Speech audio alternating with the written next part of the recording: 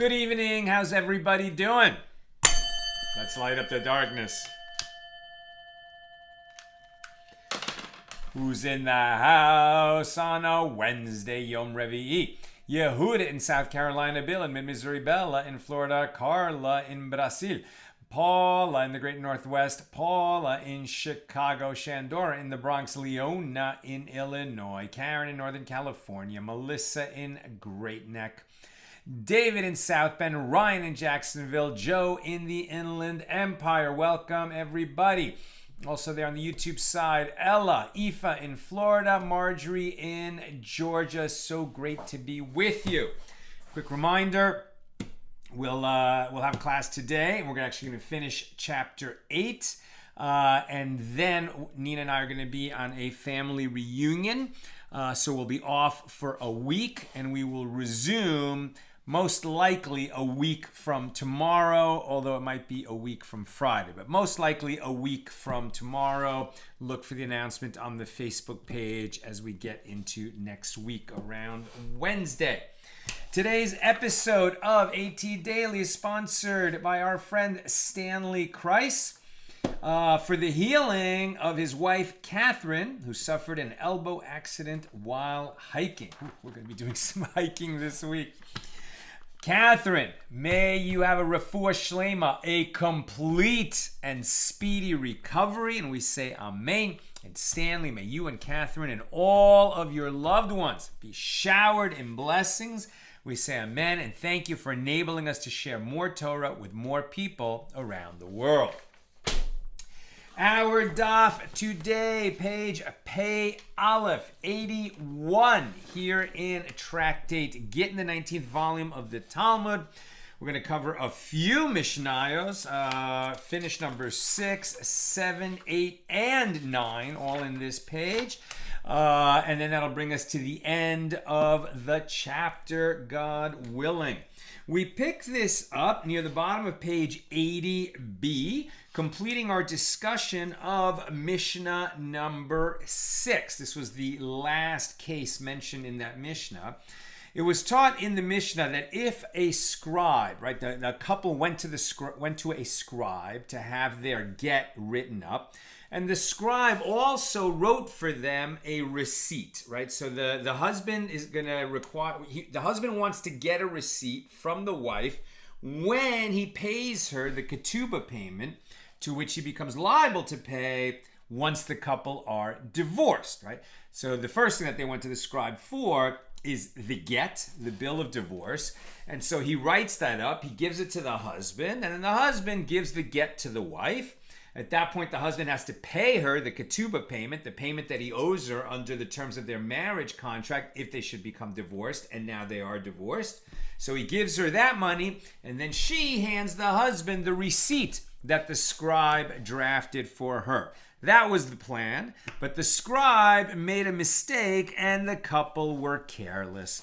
The scribe properly drafted the get, and he properly drafted the receipt for the ketubah payment, but then he handed the receipt to the husband and the get to the wife. So and they didn't open it and read it. So the husband thought he was handing the wife the get, and he handed her this receipt. She thought that she was handing him a receipt after she got her ketubah payment, and she handed him the get. What happened here? What happened was the couple did not get divorced. That's what happened. And they thought they were divorced. That's the big problem. So what's going to happen?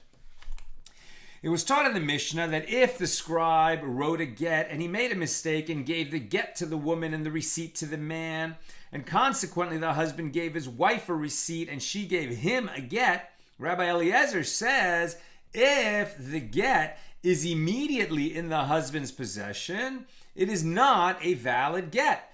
But if it is in his possession after some time has passed, the assumption is that she was divorced in a proper manner and that somehow the get was returned to him later when they were cleaning out documents from their house that they're moving out of because of this divorce. So the Gemara asks, what are the circumstances in which the get is considered immediately in the husband's hand, meaning that they were not divorced and now they have to do the divorce proceeding anew? And what are the circumstances in which we consider that, no, they did the divorce properly and somehow the get ended up in the possession of the husband? What are the circumstances for each of these conditions, for each of these situations? And Rav Yehuda says that Shmuel says all the while that they are sitting and they are engaged in the issue of the divorce, this is considered immediately. If they already arose and concluded the proceedings, this is considered after some time. And Rav Ada bar Ahava says if she was not married to someone else, this is considered immediately, since they can easily rectify the situation by requiring the husband to give her a get properly. But if she remarried, assuming that she was divorced properly from the first husband, this is considered after some time. This is a very lenient ruling. And the Gemara asks, we learned in the Mishna with regard to Rabbi Lazar's statement, it is not in the power of the first husband to eliminate the right of the second husband. Now granted, according to the opinion of Rav Ada bar Ahava, this explanation is consistent with that which is taught. The second husband, since the Mishnah is discussing a case in which she remarried and has a second husband. But according to the opinion of Shmuel, what is the reference to a second husband? Shmuel's opinion is that as soon as they arise and conclude the proceedings of this divorce from the first marriage, this is what is considered immediately, how it immediately came into the hand of the husband, the first husband. So there is no second husband. She hasn't been married yet. What are we talking about a second husband for?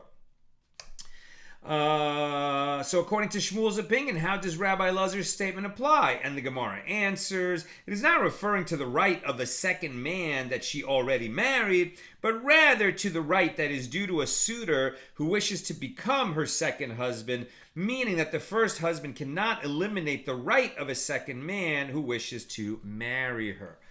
It's interesting because we saw yesterday that the sages were very stringent in saying that a bill of divorce, a get, has to be drafted properly. It has to contain the names, it has to contain the signatures, it has to contain the cities where they live and where it was drafted.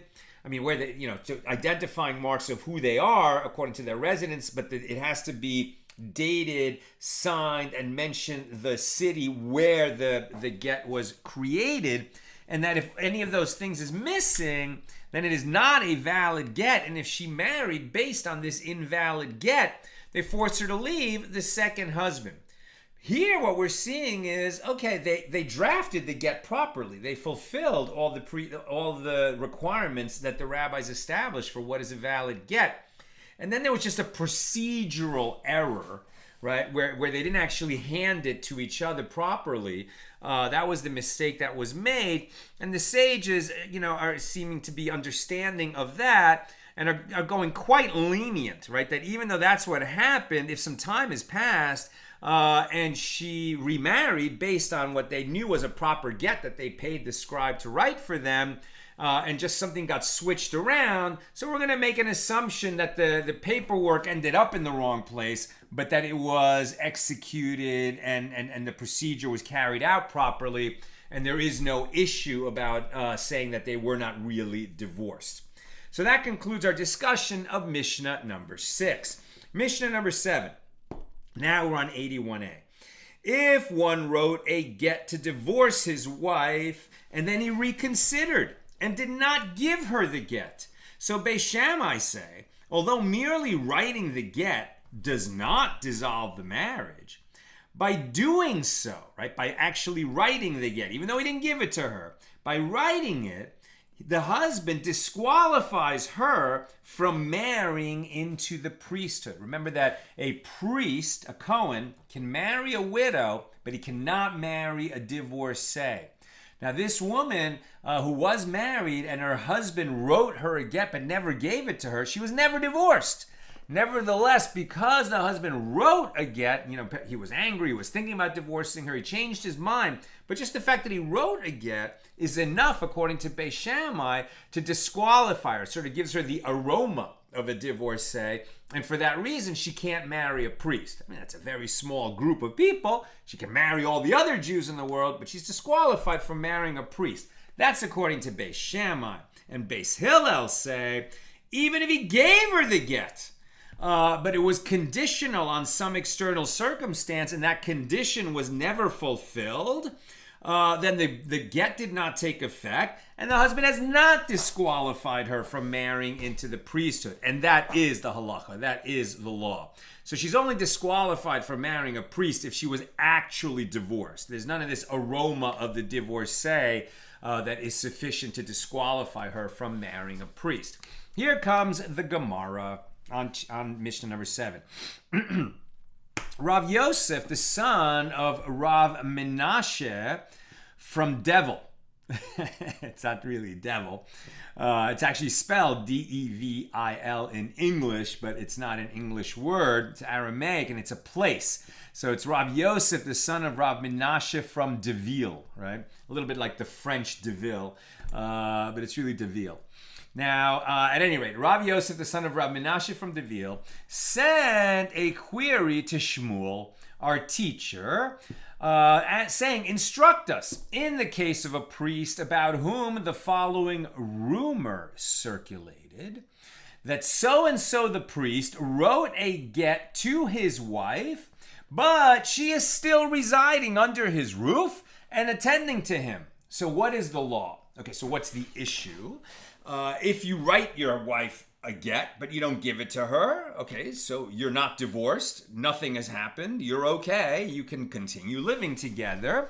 If you give her a conditional get, as we have discussed in the past, okay, well, that conditional get has the possibility of having the condition fulfilled, and if it was the kind of condition that would trigger the get to be retroactive, be effective retroactively, then after that get was given to the wife, the husband and wife can no longer cohabit. But that's not what's happening here. There's no conditional get yet in this hypothetical. Rather, we're talking about a priest who got angry at his wife and he wrote the get, but he hasn't given it to her.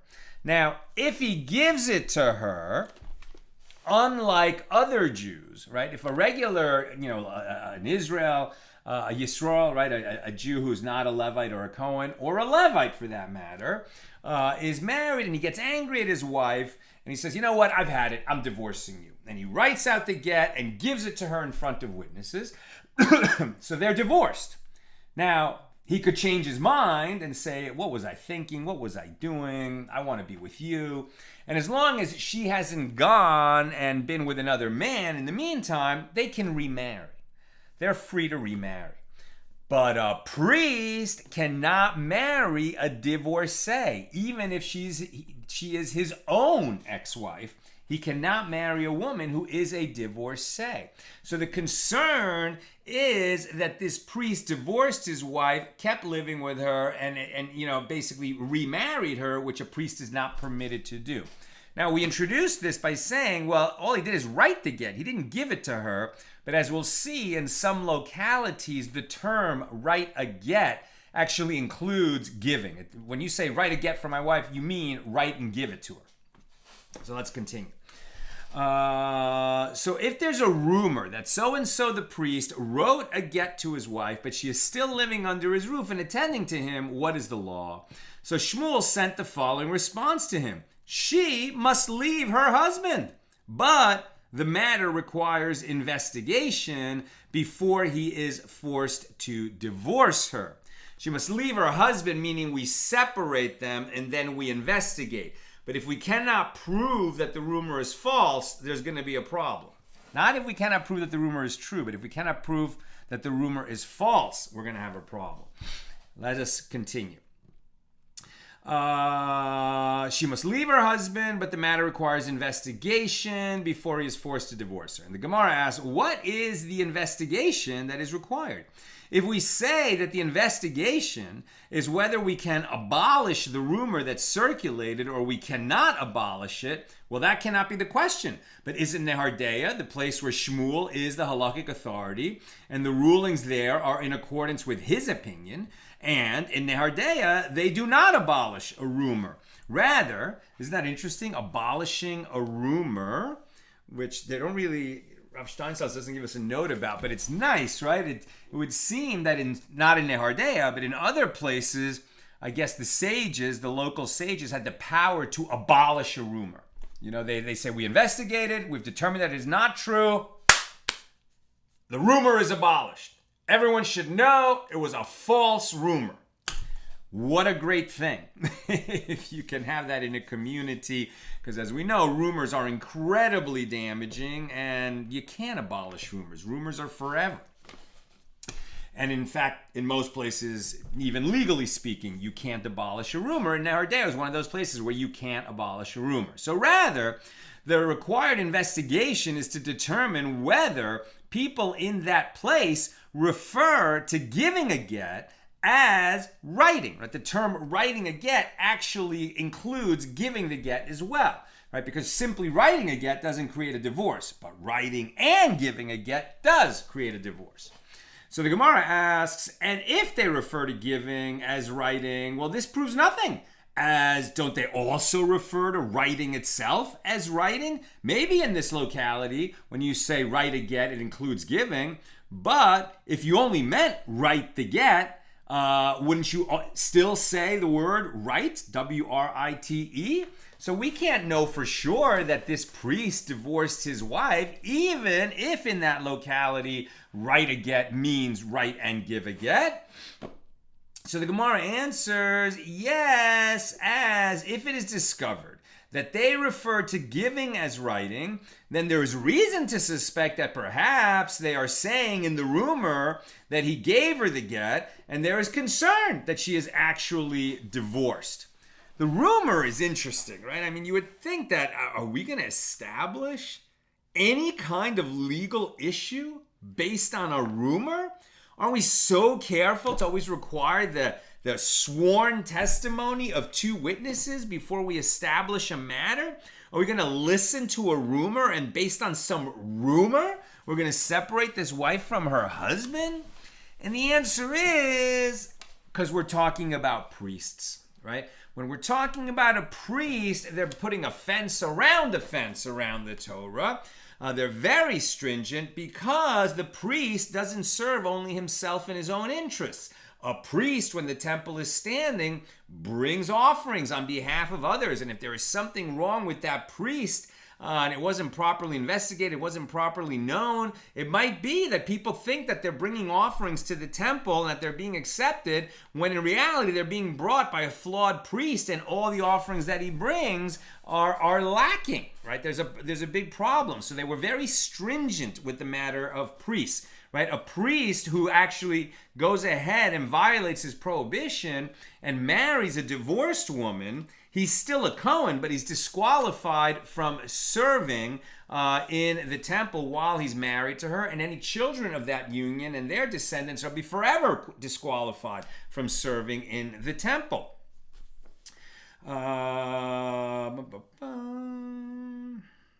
Now, apropos Shmuel's statement that she must leave his home, the wife must leave his home, the Gemara asks, why must she leave? But doesn't Rav Ashi say, we are not concerned for any rumor that circulates after people are married? According to Rav Ashi, if a rumor circulates that a woman was betrothed to a man, there's concern about the rumor, and she is not allowed to marry someone else until she receives a get from the rumored betrothed. But if such a rumor circulates after she has married someone else, there is no concern about such a rumor, and she's not obligated to leave her husband. So here too, in the case of this woman who is suspected of being divorced, she is currently living with her husband. Therefore, perhaps we should not be concerned about such a rumor. And the Gemara answers, what is the meaning of Shmuel's directive, she must leave? This also means that she must leave the second husband. If her first husband dies and she marries another priest, she must leave him due to the rumor that circulated that her first husband gave her a get, gave her a bill of divorce. Now the Gemara challenges this. If so, you cast aspersions on the children of the first husband. If the reason that she must leave the second husband is because she is assumed to be a divorcee, this means that she remained with her first husband while she was already divorced, and the children they had after the rumor circulated would be disqualified from serving the priesthood. And the Gemara answers, since we remove her only from the second husband and we do not remove her from the first husband, they will come to explain the incident by saying like this. The first husband divorced her proximate to his death. Shortly before he died, he divorced her. And the children from him are of unflawed lineage. And since he divorced her, she may not marry another priest, because the assumption here is that the divorce took place near in time to the first husband's death. So there's no concern of casting aspersions on the children from the first husband. The overall, I think guiding principle here is that they were extremely stringent with the lineage of the priesthood, more so than for other Jews. Now, Rabbi Bar Chana says, that Rabbi Yochanan says, in the name of Rabbi Yehuda bar Eli, come and see that the later generations are unlike the earlier generations, as the earlier generations were more conscientious about maintaining an unflawed lineage. And the Gemara explains, the earlier generations, this is referring to Beis Shammai. Beis Shammai were so careful about the sanctity of the priesthood that they said, as stated in our Mishna, that even the mere writing of a get renders a priest's wife forbidden to him. The later generations, this is referring to Rabbi Dosa, as it is taught in a Mishnah in Tractate Eduyos, a priest's wife who was taken captive may partake of teruma, right? A priest's wife can eat teruma, which is consecrated food that only a priest and his household can eat. So once she marries him, even if she's not the daughter of a priest, she can eat teruma. Sadly, if she is raped, she can no longer be the wife of a priest. Terrible outcome. This is not true for Levites and for Yisrael. Right? So if a Jewish person's wife is raped, okay, it's not her fault, obviously. It doesn't affect the marriage at all. But a priest's wife, yes, that's one of the stringencies that's established under Torah law. So the question is, was she raped? We don't know if she was raped or not, right? So if she's taken captive, there's concern that she might have been raped. And Rabbi Dosa comes and says, unless she tells you that she was raped, we don't assume that she was raped. And so she is not disqualified from eating teruma. And Rabbi Bar Chana says that Rabbi Yochanan says in the name of Rabbi Yehuda bar Eli, come and see that the later generations are unlike the earlier generations. The earlier generations would bring in their produce from the field by way of the main entranceway in order to obligate the produce in tithes, right? Once produce is gathered in the field, it doesn't immediately become obligated to tithe it, and you can have a casual meal from it. Like you can just, eat some of that as a casual meal, like standing over the produce. Let's say, your farm produces tomatoes. You have a bunch of tomatoes piled up. You want to just take a bite of a tomato, you can do that. But if you're going to use those tomatoes in a formal meal, meaning a meal that includes bread, a proper meal, so you cannot use those tomatoes. You can't eat those tomatoes until the stack of tomatoes, the pile of tomatoes, has been tithed, right? The first 2% of all the produce goes to a priest, the next 10% to a Levite, and the next 10% after that, depending on which year in the sabbatical cycle, either for yourself to make the pilgrimage to Jerusalem, or it's given to the poor. So, but the point is that produce doesn't become obligated in tithes until a certain stage in the harvesting process. So just making a pile of tomatoes in the field doesn't yet obligate them to tithe them. But once you bring the produce into your home through the front door, okay, it can't be eaten unless it is tithed, even for a casual meal. And so the earlier generations, what they would seek to do is be very stringent with themselves, and at the earliest possible opportunity, create a situation where the produce must be tithed so that they can fulfill the mitzvah of tithing it. And then they go on with their business. Whereas the later generations, they sought to delay the need to tithe so that they could still, nibble on the tomatoes, have the tomatoes as part of casual meals. Maybe some of it would be lost, whatever. They would reduce their tithing obligation. They were not as stringent with themselves. That's what they're saying. Over time, the level, the spiritual people, the observance level of the people dropped. And these are some ways in which you could see that over time. The earlier generations were more stringent with the lineage of the priesthood. The earlier generations were more stringent with the tithing process. As Rabbi Yanai says, untithed produce does not become obligated in tithes until it passes through the entrance of the house through which people enter and exit. As is stated in the declaration of the tithes, Deuteronomy 26:13, I have put away the hallowed things out of my house. Hallowed meaning consecrated. At the tithe, that first 2% is consecrated. That cannot be in your house. You have to get it out and give it to a priest.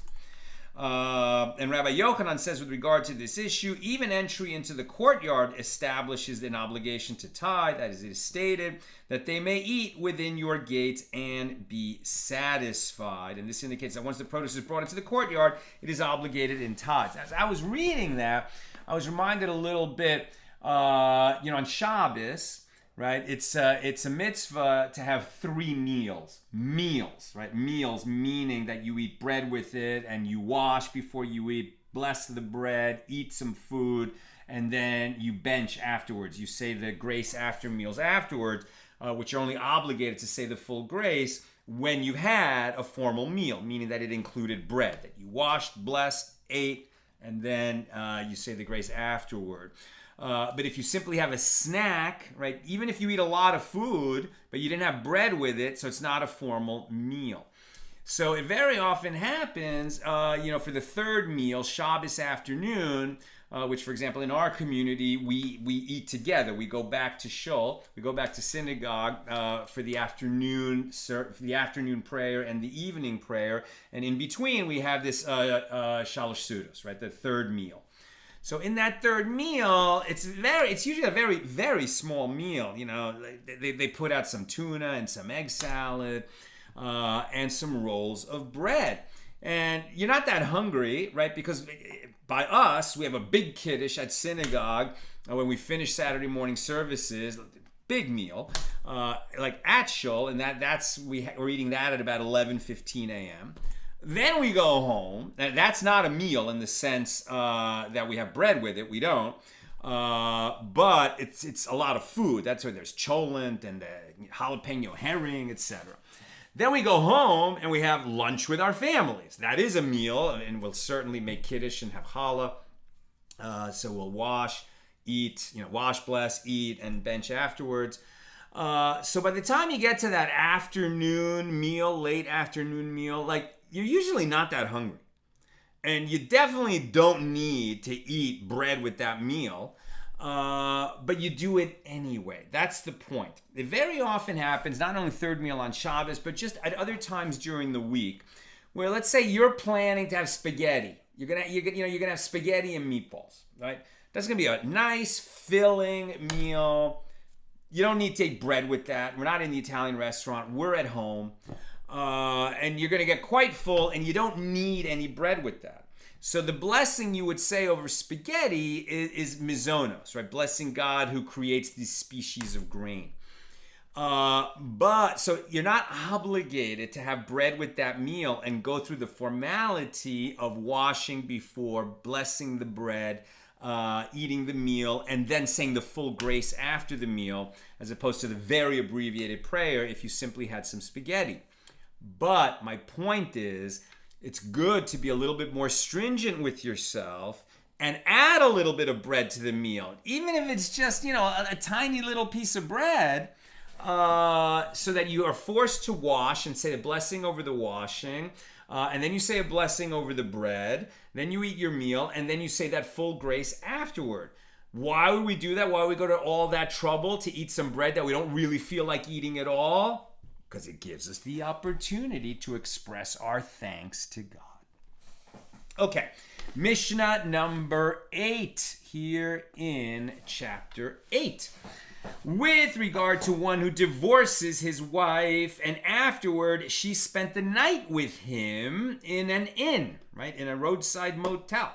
So Beis Shammai say she does not require a second get from him. And Beis Hillel say she does require a second get from him, since they might have engaged in sexual intercourse at the inn, and thereby he betrothed her once again, right? This couple was divorced.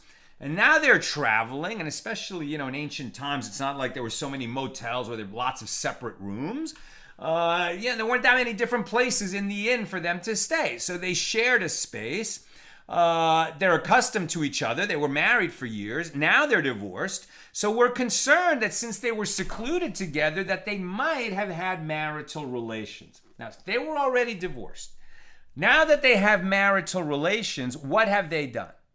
Did they engage in licentious sexual conduct, right? Meaning it's outside of marriage, it's extramarital sex. So it's a transgression, and they're going to maybe bring a sin offering for that or have to make an atonement for that, but it doesn't change their status. Or maybe this is evidence of the fact that they intended to remarry. And marital relations, sexual relations, is one of the forms of betrothing a woman, right? So if you have the intention to betroth with the lovemaking, well, now they're married again. Even if they don't stand under the chuppah, that betrothal, if they then change their minds and decide to remain apart, is going to require another get, another bill of divorce. So Beis Shammai say just the fact that they roomed together, we don't assume that they slept together, or even if they slept together, they intended to betroth. And so we don't require a second get just based on the fact that they were secluded together. Whereas Beis Hillel, usually Beis Hillel is more lenient and Beis Shammai is more stringent. But here Beis Hillel is the more stringent opinion and says, well, yeah, if they were secluded together, they might well have made love. And since they might well have made love, they might have intended to, with that lovemaking, to be betrothed again, or he might have intended that. And so we require a second get just to make sure that there is no lingering bond between them, and she is fully free to go remarry, and we won't have a concern that that second marriage won't be valid because of this betrothal that they weren't even necessarily aware they had created. Now, when did they say this law? When she was divorced following the actual state of marriage. Beis Hillel concede that when she was divorced from a state of betrothal, right, they never actually lived together, they were only betrothed, then they got a get, then they were secluded together, but in that situation, even Beis Hillel does not require a second get from the husband due to the fact that he is not accustomed to her, right? They never lived together and slept in the same bed, they were only betrothed. So therefore, even though they were now secluded together at this roadside inn, we do not have a concern that they engaged in sexual intercourse, even though they spent the night together. That's the Mishnah. Here's the Gemara. Rabbi Bar Chana says that Rabbi Yochanan says the dispute between Beis Shammai and Beis Hillel is specifically in a case where witnesses saw that she engaged in sexual intercourse. As Beis Shammai hold, a person does engage in licentious sexual intercourse. Although they were seen engaging in sexual intercourse, one cannot assume that the husband intended to betroth her again, since they were recently divorced. And the assumption is that they were simply engaging in licentious sexual intercourse. Consequently, he is not required to give her a second get. Now we're on 81b. And Beis Hillel hold, people do engage in licentious sexual intercourse, right? Beis Shammai has a higher opinion of human nature, right? I'm sorry. No, Beis Hillel has a higher opinion of human nature. Beis Shammai are saying people engage in licentious sexual intercourse. It doesn't mean that they intended to betroth. Beis Hillel is saying, no, people don't tend to engage in licentious sexual intercourse. If they have sexual intercourse, it's because they're either married or they're already betrothed, or they're intending to betroth and basically get married by virtue of these physical relations, right? Beis Hillel say, no, people don't have wanton sex. If they do it, it's because they're intending to marry, right? So if Beis Hillel hold, a person does not engage, the average person does not engage in licentious sexual intercourse.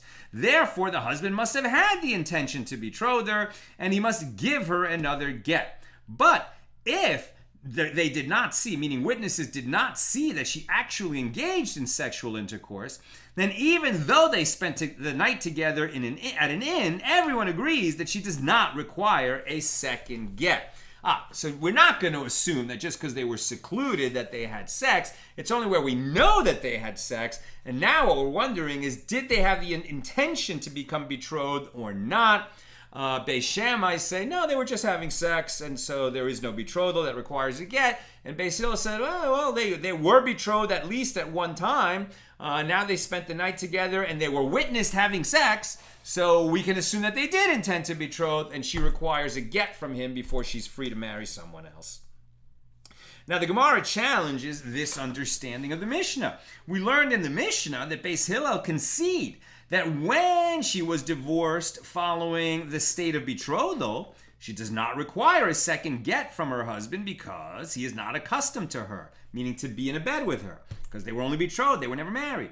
And if the Mishnah is referring to a case in which the witnesses saw that she actually engaged in sexual intercourse, what is the difference to me if it was following the state of betrothal, and what is the difference if it was following the state of marriage? In either case, they saw that she engaged in the intercourse. So rather, it can be explained that the Mishnah is actually speaking about a case in which the witnesses did not see that she actually engaged in sexual intercourse. So Rabbi Yochanan stated his opinion in accordance with the statement of that rabbi of the Mishnah, as it is taught in a baraisa that Rabbi Shimon ben Elazar said. Beis Hillel and Beis Shammai did not disagree about a case where the witnesses did not see whether this man and woman engaged in sexual intercourse. Everyone agrees that in such a scenario, she does not require a second get from him. The fact that they were secluded together does not create an assumption that they had sex in this situation. So with regard to what case did Beis Hillel and Beis Shammai disagree? They disagreed about a case where they saw that she engaged in sexual intercourse, that was witnessed, and Beis Shammai say people engage in licentious sexual intercourse, so it doesn't require a get. And Beis Hillel said people don't engage in licentious sexual intercourse. It must be that they meant to betroth, and so we require the second get. And the Gemara asks, and as for the Mishnah, which we establish as discussing a case in which the witnesses did not witness the sexual intercourse, so with regard to what do Beis Hillel and Beis Shammai disagree? And the Gemara answers they disagree about a case in which there are witnesses to the seclusion, but there are no witnesses to the actual sexual intercourse. Now with regard to that case where the witnesses saw the seclusion, Beis Shammai hold, we do not say that these are witnesses of... we do not say that these are the witnesses of seclusion.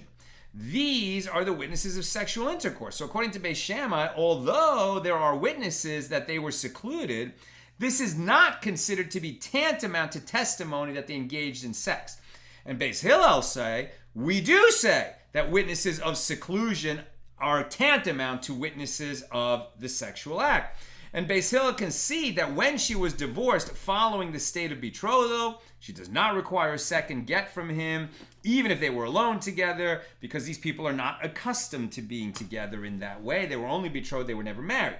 And the Gemara asks, but did Rabbi Yochanan actually say this? That Beis Hillel require a second get only when the witnesses saw the actual sexual intercourse? But didn't Rabbi Yochanan say the law in all cases is like the unattributed Mishnah?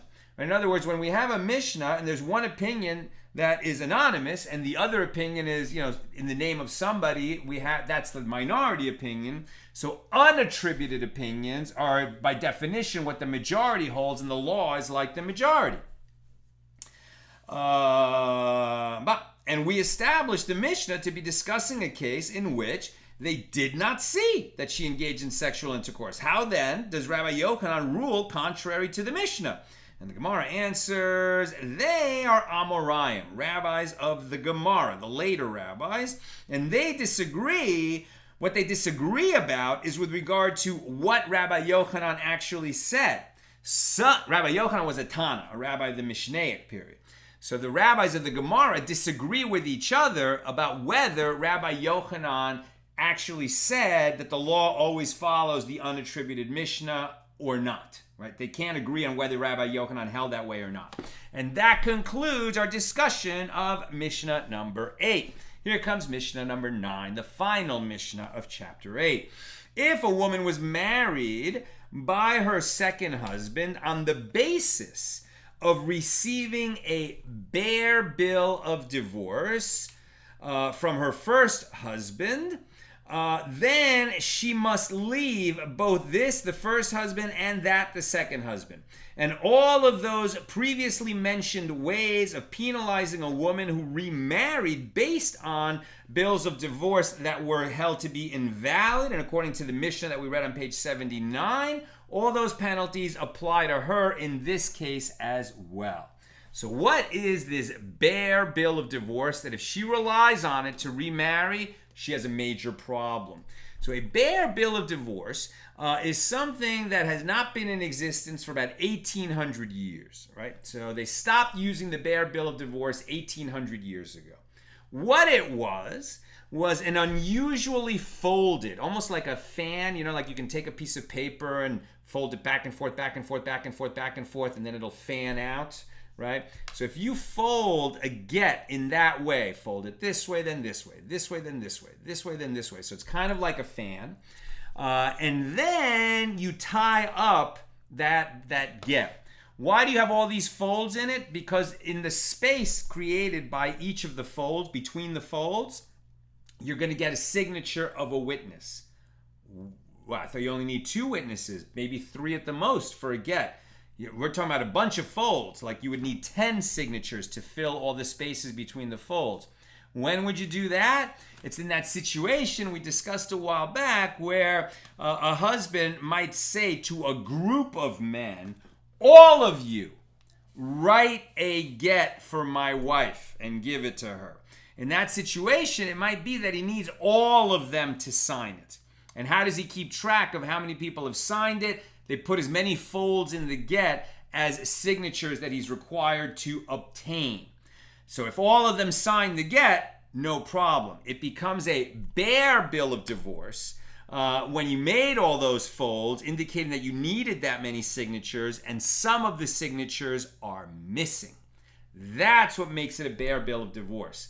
Now, even though you're going to have, let's say, the minimum number of witnesses, let's say it's going to be 2 according to the halacha in that particular situation, so it should be a valid get, and it was witnessed that they gave it to her and everything, but because they folded it in this way, it sounds like the husband created a condition where it would not be a valid get unless everybody signed it. And the evidence of that is that it's folded in this way. And since some of the signatures are missing, even one is missing, you got this big problem and the get is not valid. And if she relies on such a get to remarry, so she's going to be forced to leave the second husband and she's going to be prohibited to return to the first husband. That's what it means, that she has to leave both the first husband and the second husband. Now, with regard to a bare bill of divorce, anyone, even those who are normally disqualified from bearing witness, can complete it, i.e. sign it, in addition to the primary witnesses, so that it will not remain a bare get. Right? You can't remarry based on a bare get, but you can rectify it by just getting some signatures into those spaces between the folds. Even people who would normally be disqualified from being a witness on your get can add their names just so that it ceases to be a bare bill of divorce, a bare get, and then you can remarry based on it. Now, this is the statement of Ben Nanas. Rabbi Akiva says, not everyone who is disqualified from bearing witness is permitted to complete the bare get. Rather, only relatives who are fit to testify in another case. Rabbi Akiva permits only the inclusion of witnesses who would ordinarily be valid witnesses, but who are invalid here because they are relatives of either the husband or the wife or the other witnesses. Right? So normally, a person who's a relative of either the husband or the wife or one of the primary witnesses cannot add his signature and become a witness on the get. But to complete a bare get, they can. However, according to Rabbi Akiva, let's say a minor who's not allowed to be a witness generally, he cannot add his signature to this get, It's not we're going to be so inclusive that any signature will do. It has to be somebody who's qualified to be a witness, but he would normally not be qualified on a get because he's a relative. That kind of witness would be permitted to complete the bear get, since there's already primary witnesses there. And now the Mishnah will define it. And what is a bear get? B-A-R-E, a bear get. It is any get where the number of its folds is more than the number of its witnesses. In a folded and tied get, the get is folded and the folds are then tied. Instead of having two witnesses signed at the bottom of the document, witnesses would sign on each tied fold. And a bear get has more folds than signatures, meaning some signatures are missing. Here's the Gemara on Mishnah number 9. The Gemara asks, what is the reason that a bear get is not valid, considering that there are more than two witnesses signed on it? The Gemara answers, it is a rabbinic decree that was issued due to the one who says, all of you should sign. Since it can be assumed that the one who writes a folded and tied get wants to have each tied fold signed, there is concern that he may have instructed that all of them sign. And if they do not all sign, then the condition is not fulfilled and the get is not valid. Now, it was stated in the Mishnah that Ben Nanas holds, with regard to a bear get, that anyone can complete it. Rabbi Akiva, however, permits disqualified witnesses to sign only if they are invalid, only due to the fact that they are relatives of either the husband or the wife or other witnesses on the get. And the Gemara asks, and according to Rabbi Akiva, what is the reason that a slave cannot sign? And the Gemara answers, the sages were concerned that people will mistakenly come to say that since the slave served as a witness in this case, the slave is fit to bear witness in all cases. And they will use a slave as a witness in other situations that demand testimony accepted only from qualified witnesses. And the Gemara challenges this. Well, if so, with regard to a relative, also they will come to say that a relative is fit to bear witness, since they saw it happen here. Rather, one could explain that with regard to a slave, the reason that he remains disqualified even to sign a bear get is that there is a concern that they perhaps will come to elevate his status with regard to lineage. If a slave signs a get, they might say that if he signed a get, he must be an Israelite. Right? They will think that, well, if he signed the get, it must be that he's not a slave. And so lest they make that mistake, they don't let slaves sign even a bear get. Now the Gemara asks, if this is the reason why a slave cannot sign,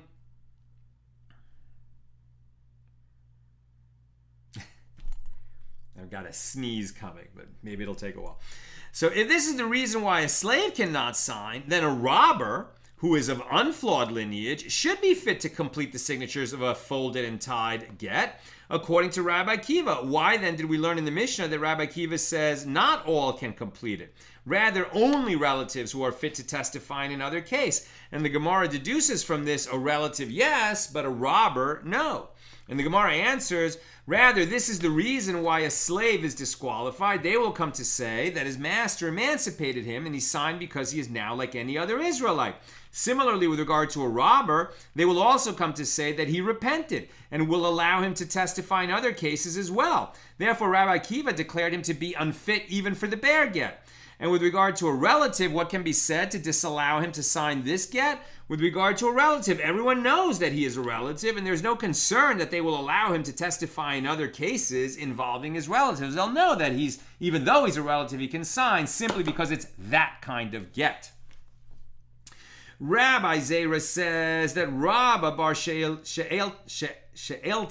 says that Rav Hamnuna the elder says that Rav Ada Bar Ahava says the dispute between Ben Nanas and Rabbi Akiva with regard to a bear get that has more tied folds than witnesses is only in a case where it has 7 folds and 6 witnesses, or 6 folds and 5 witnesses, or 5 folds and 4 witnesses, or even 4 folds and 3 witnesses. But if it has 3 folds and 2 witnesses, then everyone, even Ben Nanas, agrees that not all disqualified witnesses can complete it. Rather, only a relative can complete it. And Rabbi Zera said to Rabba Bar She'elta, After all three witnesses in a folded and tied get are like the two witnesses in an ordinary get, since the sages said that a folded and tied get, right, this bear get, requires at least three witnesses. I mean, it becomes a bear get when it's an incomplete folded and tied get. So therefore, just as there, in the case of an ordinary get, a relative cannot serve as one of the two witnesses, so too here, a relative should not serve as one of the primary witnesses. And Rabbah bar Shelta said to him, to me as well, this was difficult. And I asked that question to Rav Hamnuna. And Rav Hamnuna asked it to Rav Ada bar Ahava, who had transmitted this statement. And he said to him, leave the case of three witnesses in a folded and tied get, as the requirement is not by Torah law. While the requirement to have a minimum of two witnesses in an ordinary get is by Torah law, the requirement to have a minimum of three witnesses for a folded and tied get is not by rabbinic law. Consequently, it is of no concern if the third witness is not fit to bear witness. And the Gemara notes that this is also taught in a baraisa. The dispute between Ben Nanas and Rabbi Akiva with regard to a bear get that has more folds than signatures is only in a case where its ties total 7 and its witnesses total 6, or its folds total 6 and its witnesses total 5, or 5 folds and 4 witnesses, or 4 folds and 3 witnesses. But then we can fix it. But if it's 3 folds and 2 witnesses and we need to bring one more witness, now we're not going to have the same leniencies that would apply with the greater number of folds and missing signatures. And the Gemara continues, if a slave completed it with his signature and the woman remarried on the basis of this get, Ben Nanas says the offspring of the subsequent marriage is unflawed, not a mamzer. And Rabbi Akiva says, no, the offspring is a mamzer. But if its folds total 3 and its witnesses total 2, everyone agrees that not all disqualified witnesses can complete it. Rather, it can be completed only by a relative, but not a slave, but not a robber.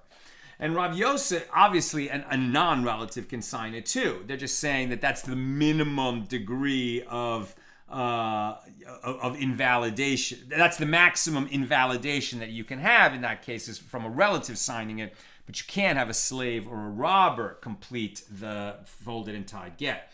Now Rav Yosef taught only a valid witness, forget relatives, only a valid witness can complete it. And the Gemara challenges, but isn't it taught explicitly in a baraisa? A relative can sign it. And Rav Papa said, correct the language of the baraisa and teach valid. And Rabbi Yochanan says, in a folded and tied get, the sages validated only the use of one witness who is a relative to complete the number of signatures as per the number of knotted folds. But 2 such witnesses, no, they did not validate them. And the reason for this is that perhaps they will come to ratify a get with 2 witnesses who are relatives and 1 witness who is valid. If the get will be challenged, it will be necessary to ratify the document. While this get has more than 3 witnesses signed to it, the court needs to authenticate the signature of only 3 of the witnesses to ratify the get, provided that 2 of them are not relatives. If there are more than 2 relatives signed on the get, a court may unintentionally authenticate the signatures of 2 relatives and only 1 valid witness. So you can bring a relative to be the last signature, but you can't bring 2 relatives to be the last 2 signatures on this folded and tied get. And Rav Ashi said the language of the Baraisa is also precise in this regard, in accordance with this opinion, as it teaches by skipping one by one. The examples given relate to 1 witness missing, for example, 7 folds and 6 signatures, and so on. They do not include a case in which 2 witnesses are missing. And this indicates that the dispute between Rabbi Akiva and Ben Azai is only with regard to the signature of 1 witness. And the Gemara affirms, yes, conclude that this is so. I'm almost done. Questions or comments, get them in. We're at the top of 82a, so we can complete the chapter.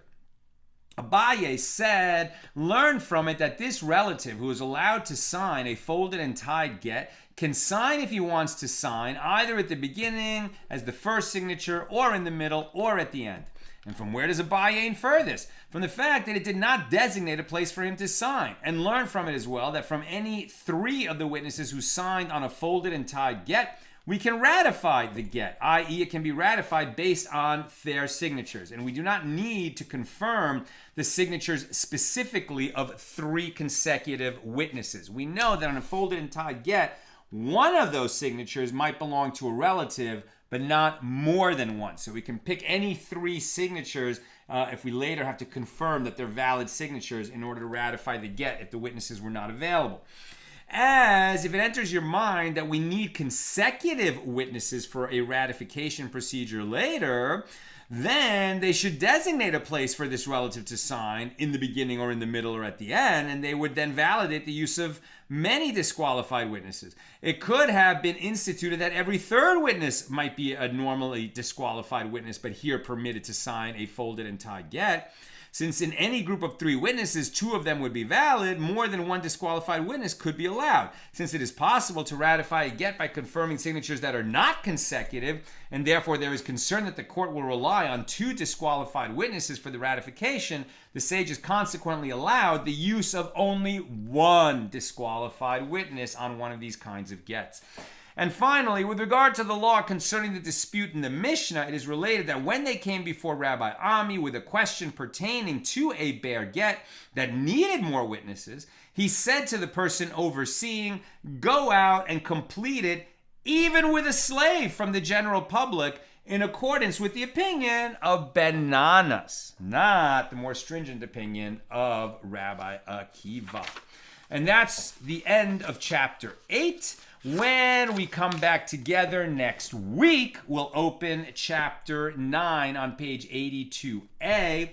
But remember, Nina and I are going away, family trip. So no class until probably a week from tomorrow, Thursday, the 17th.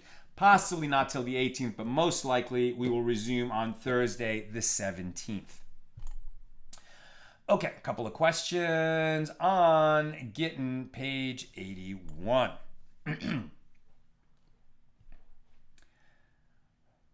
Reload. Here we go. Joe, if a priest marries a divorcee, is he prohibited from eating teruma as part of the consequences?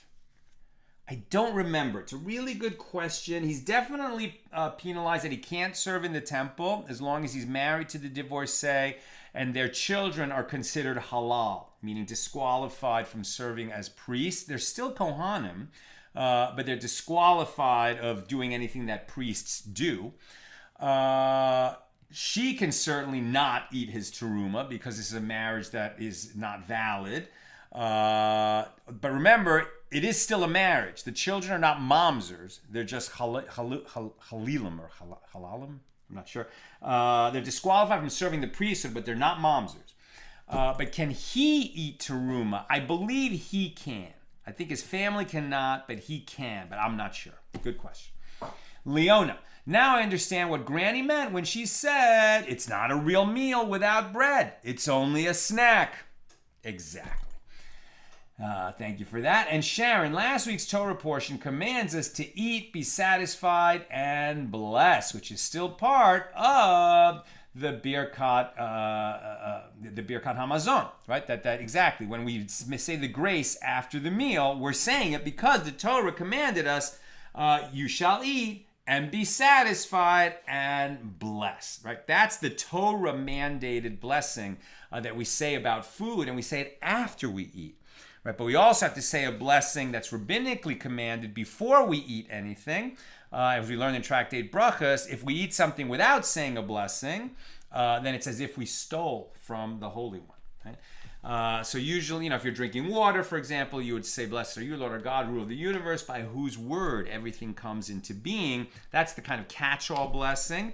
But if you eat a grain product, that's the mizonos blessing. If you eat vegetables, that's berei pri adama. If you eat fruit, that's berei pri ha'etz. If you drink wine, berei pri hagafen, etc. And then depending on what you ate, there's either a short or a long blessing after the meal.